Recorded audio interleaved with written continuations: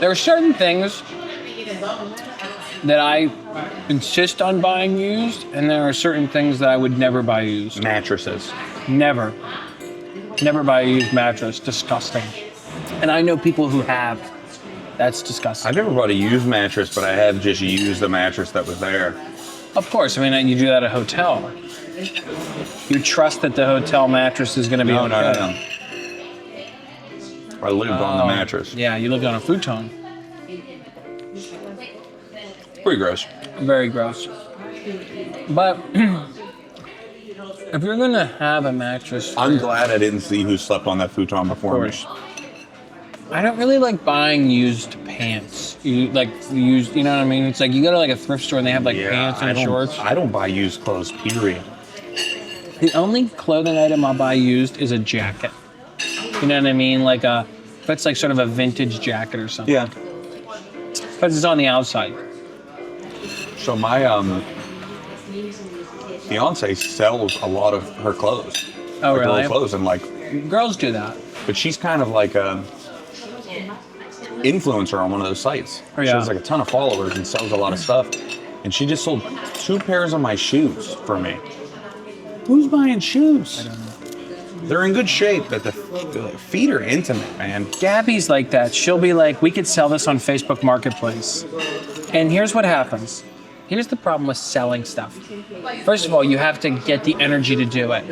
So I go, I'm gonna throw this fan out. She goes, we could sell it on Facebook Marketplace. I go ahead.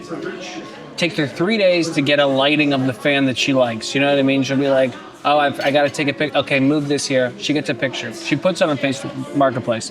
3 days after that, she'll get like 2 messages. 2 are from like Armenian chat bots that don't exist. And it's like, I like fans, send feet. You know what I mean? So then you have that. And then finally, after like a week and a half of this fan sitting in our entryway, she'll be like, hey, someone's coming to pick it up. And I go, what did you get for it? And she'll go, I just listed it as free to get rid of it. You know who else does that? The garbage men. They will take it. A week ago. My girl is very conscious of recycling. Mm-hmm.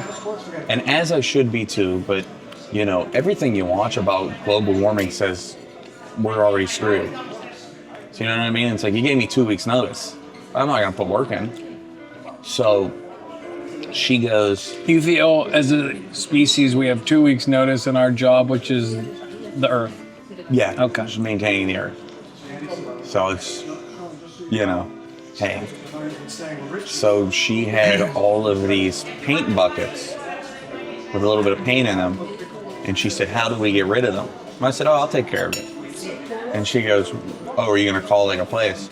I said, no, I was going to put them in my car, drive a little bit until I saw a dumpster and throw them in there. And she refused, and we took it to a Sherwin-Williams, and they recycle it for you. What is that doing? Well, there's harmful chemicals in paint, I guess. You just throw them away, or... you know what? I was pretending like I knew. I'll stop myself right there. I have no idea. The amount of things that I have... Here's how you handle that situation in the future.